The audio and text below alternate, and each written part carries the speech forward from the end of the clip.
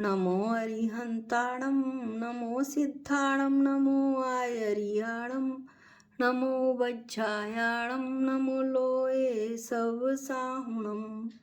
मंगलम भगवान वीरो मंगलम गौतमो गणी मंगलम कुंद कुंदार्यो जैन धर्मोस्तु मंगलम।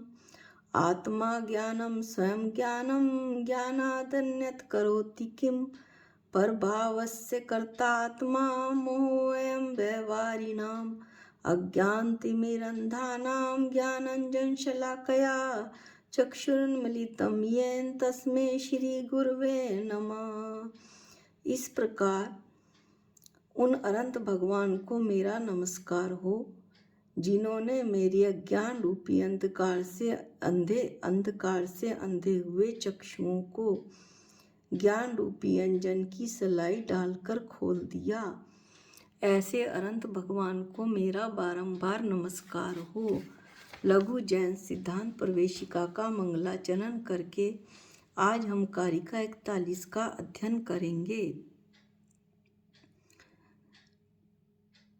कारिका 40 में हमने देखा था कि जो योगी मुनिराज होते हैं उन्हें भोजन आदि की स्वतंत्रता होती है, जिस कारण वे अपने निर्जन स्थान को छोड़कर आहार के लिए शावकों की बस्ती में आते हैं और किसी कार्यवश अल्प वार्तालाप भी करते हैं, परंतु जब आहार लेकर अपने स्थान पर आते हैं तो पुनः आत्मचिंतन में लीन हो जाते हैं।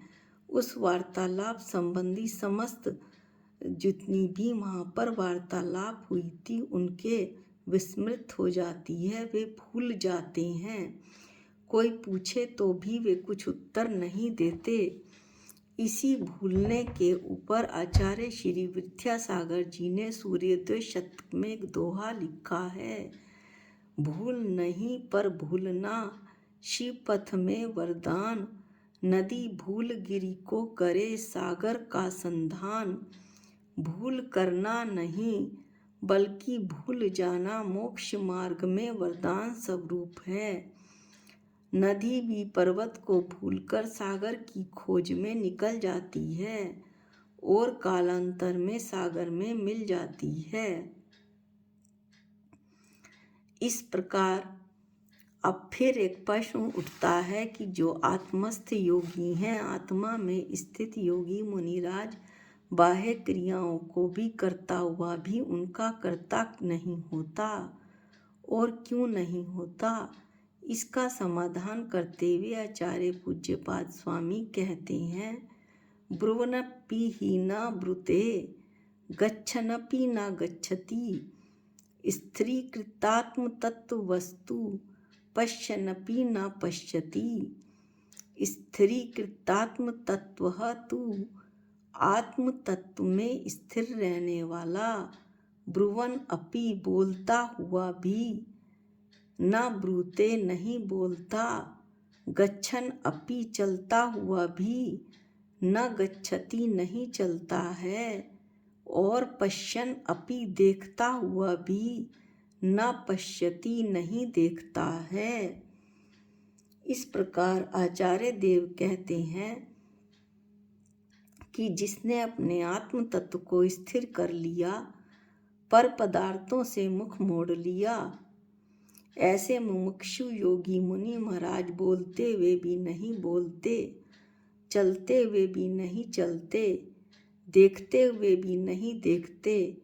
इसका मतलब है कि ज्ञानी योगी किसी भी क्रिया को करते समय उसमें आसक्त नहीं होते, उसमें जुड़ते नहीं हैं, अपने उपयोग को नहीं जोड़ते, किसी भी क्रिया में राग देश का भाव न रखकर साम्य भाव रखते हैं, प्रत्येक क्रिया करते समय विरक्ति का ही भाव रखते हैं, उपयोग तो उनका अपनी आत्मा में ही लगा है। देखत भी नहीं देखता बोलत बोलत नाही, दृढ़ प्रतीति आत्ममयी चालत चालत नाही। दृढ़ प्रतीति दृढ़ श्रद्धा जिसकी आत्मा में हो गई है वो देखते हुए भी नहीं देखता, बोलते हुए भी नहीं बोलता और चलते हुए भी नहीं चलता। जिस योगी ने आत्मस्वरूप में दृढ़ श्रद्धा कर ली है, अर्थात आत्मस्वरूप के विषय में स्थिरता प्राप्त कर ली है, उसको संस्कारवश अन्य के अनुरोध से कुछ बोलना भी पड़े अथवा धार्मिक उपदेश देना पड़े, तथापि उस कार्य में उसकी बुद्धिपूर्वक प्रवृत्ति नहीं होती। वह उपदेश देता हुआ भी उपदेश नहीं देता। ज्ञानी को किसी कार्यवश किसी कार्य में प्रवृत्ति करना पड़े तो कार्य के समय भी वह अपनी ज्ञान स्वरूपी आत्मा को नहीं भूलते। उसको उस कार्य के प्रति बुद्धिपूर्वक झुकाव नहीं होता। बुद्धिपूर्वक उनका उपयोग किसी अन्य कार्य के प्रति नहीं होता, क्योंकि बुद्धिपूर्वक उपयोग तो उनका अपनी ज्ञान स्वरूपी आत्मा में लग चुका है। इसलिए वे बाह्य में कार्य करते हुए ज्ञात होने पर भी वास्तव में कार्य नहीं करते। ज्ञानी की समस्त क्रियाएं राग के स्वामित्व से रहित होती हैं, इसलिए उनकी सभी बाह्य क्रियाएं नहीं करने के समान हैं, ऐसा आचार्य कहते हैं। कुछ ऐसे उदाहरण दीजिए। शिष्य कहता है, जिसमें व्यक्ति बाहर से तो क्रिया करता हुआ दिखाई दे, परंतु अपने लक्ष्य को नहीं भूलता। जब पनिहारिन पनघट से जल भरकर कलश अपने सिर पर रखकर घर की ओर जाती है, तो रास्ते में अनेक सहेलियों से बातचीत करती है, हाथ भी चला रही है, पैर भी चलाती रहती है, अन्य अन्य लोगों की तरफ भी देखती है।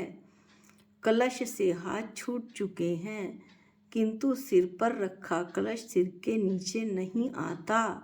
इसका क्या कारण है? क्योंकि उसका सारा उपयोग, सारा लक्ष्य तो कलश पर ही लगा है। सर्कस में हमने देखा है कि एक आदमी तार पर चलता है, हाथ भी चला रहा है, जनता की ओर भी देख रहा है, जनता ताली भी बजा रही है, फिर भी वह तार से नीचे नहीं आ रहा। कारण लक्ष्य तो उसका तार पर ही है।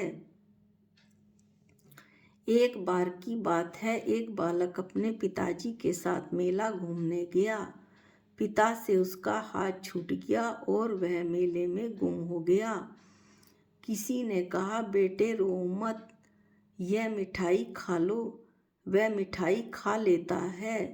मिठाई खाते ही बार बार पापा पापा की रट लगा देता है।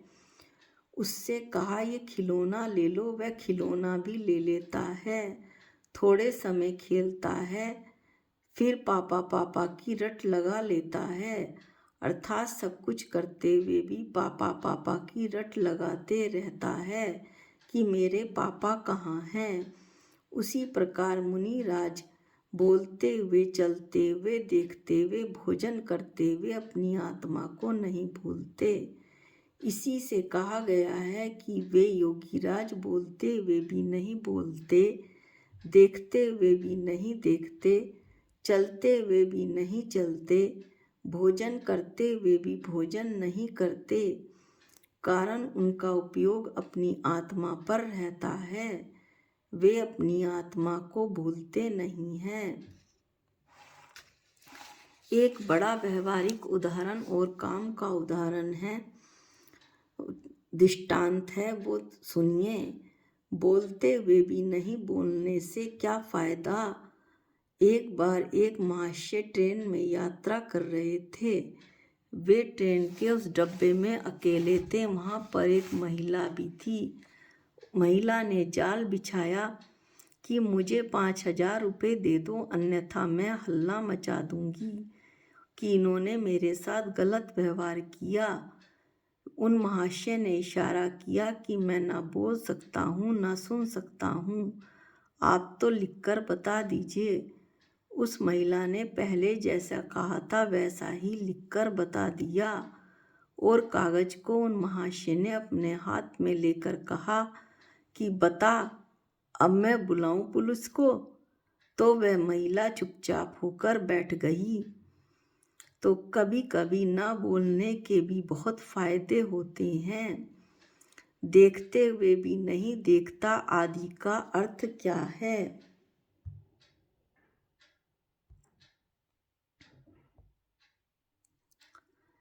देखते हुए भी नहीं देखता आदि का आशय यह है कि राग देश से रहित बोलना, राग देश से रहित चलना, राग देश से रहित देखना, राग देश से रहित भोजन करना आदि। जिसने वीत राग मुद्रा लख निज स्वरूप को जाना, रंग राग से भिन्न अरे निज आत्म तत्व पहचाना, प्रकट ज्ञान का पुंज तभी निज ज्ञान पुंज में चला गया, अपने में अपनापन करके मैं अपने में चला गया। कहा है कि जिसने अपनी वीतराग मुद्रा, अपनी वीतराग मुद्रा लख अपनी राग रहित मुद्रा को देखा और अपने निज स्वरूप अपने चेतन भगवान आत्मा को जान लिया, रंग राग से भिन्न, और यह देख लिया, समझ लिया कि ये राग देश क्रोध मान माया लोभ कषायों से मेरी आत्मा बिल्कुल अलग है। उसका उपयोग अपने द्रव्य स्वभाव में, जो द्रव्य दृष्टि से उसकी चेतन भगवान आत्मा है उनकी, उसमें चला गया।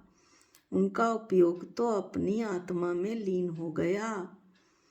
अब तक पर में अपनापन करता था, पर में अपनापन करके कुछ ना मिला, केवल संसार चक्र में ही घूमा। जब अपने में अपनापन करा तो अपनी आत्मा में ऐसा गया, ऐसे अलौकिक आनंद की प्राप्ति हुई जिस आनंद की प्राप्ति कभी भी किसी संसारिक सुख में ना मिली हो, ऐसे आचार्य बताते हैं। आज की कारिका 41 में इतना ही। अगली कारिका 42 का अध्ययन हम अगले वीडियो में करेंगे। निज निधि निज में बताई ये अनंत उपकार है, इसके लिए जिन वाणी माँ को वंदना अनंत बार है, वंदना अनंत बार है। सबको जय जिनेंद्र।